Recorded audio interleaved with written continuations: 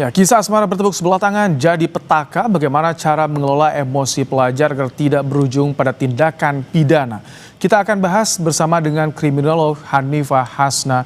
Selamat malam, Mbak Hani. Selamat malam, Mas Baim. Bicara kalau lihat ya kasus tadi yang kita simak bersama, bagaimana bisa pelajar buta karena asmara, Mbak Hani? Oke, jadi sebetulnya bukan asmaranya yang buta, tapi ini adalah obsesi atau kebutuhan untuk memiliki. Tapi karena ekspektasinya itu tidak ada, ekspektasinya itu ternyata tidak terlaksana, maka pelaku ini jadi hilang arah gitu ya. Nah, pada individu tertentu ya, penolakan itu menjadi sesuatu yang sangat menyakitkan. Apalagi di usia-usia yang seperti ini gitu ya, di usia remaja akhir gitu yang akan menuju dewasa, sebuah hubungan itu dianggap sebagai sesuatu yang menaikkan level sosialnya. Jadi ketika dia tidak terbiasa mengelola emosi, tidak terbiasa menerima penolakan, maka kondisi-kondisi yang tidak diharapkan ini bisa menyebabkan sebuah agresi gitu ya. Jadi kalau kita lihat dari sisi kriminologi, bukan cintanya yang membutakan, tetapi ego yang tidak mampu menerima penolakan. Kami mendapatkan informasi sementara dari pihak kampus kalau pelaku ini cenderung introvert. Apakah ini bisa memperparah dendam pada korban menurut Anda? Ini penting diluruskan ya Mas Baim ya, bahwa introvert itu bukan faktor dari kriminal. Banyak sekali orang-orang introvert itu yang memiliki empati, memiliki simpati, dan dia bisa meregulasi emosi gitu ya. Jadi bukan introvert atau ekstrovertnya, karena saya pun juga introvert.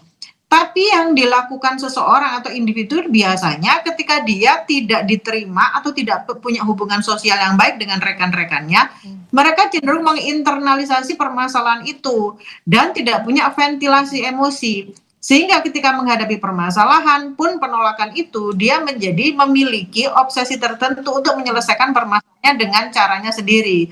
Di mana kalau dia tidak mati atau tidak dihilangkan, akan menjadi milik orang dan itu egonya akan semakin tersakiti. Nah, kondisi-kondisi seperti ini yang tidak hanya dimiliki orang introvert, tapi siapapun bisa memiliki. Artinya, literasi emosi dan regulasi emosi ini tidak dimiliki oleh pribadi-pribadi tertentu, termasuk si pelaku ini. Mbak Hani, ini kan mereka sudah menjalin komunikasi, kata polisi sudah saling mengisi. Namun tiba-tiba berubah menjadi petaka. Artinya di sini ada yang salah dengan pola komunikasinya. Oh iya, benar sekali. Jadi begini Mas, sebetulnya hubungan red flag itu terbaca. Hanya saja apakah masing-masing anak ini di antara keduanya itu bisa menghadapi red flag ini. Ada beberapa orang atau beberapa remaja yang mengetahui ketika pasangannya red flag dia harus segera menjauh karena dia dalam kondisi berbahaya. Tapi ada beberapa orang yang merasa bahwa ikatan emosional itu memang susah untuk ditinggalkan. Jadi ketika kondisi-kondisi ini dibiarkan, maka seseorang yang tidak bisa ditinggalkan ini akan mencari pribadi atau pasangannya itu dianggap sebagai korban yang layak untuk menerima obsesinya gitu. Tapi ketika obsesinya itu tidak terlaksana, dia akan menjadi pribadi yang menghancurkan tadi atau perilaku-perilaku agresif. Karena sebetulnya dia tidak ingin ditinggalkan karena egonya itu harus diberi makan kepuasan-kepuasan untuk memiliki. Kalau lingkungan kampus apakah bisa mendeteksi perilaku yang tadi?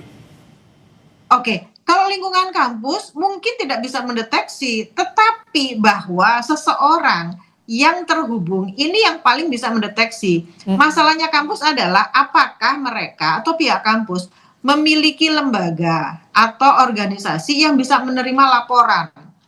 Bagaimana SOP-nya gitu ya? Bagaimana dengan konselingnya? Apakah ada konseling tertentu? Apakah ada edukasi terhadap mahasiswa terkait dengan kondisi-kondisi yang rentan? Bagaimana ketika dia bertemu dengan orang-orang atau pasangan yang punya aktivitas kekerasan?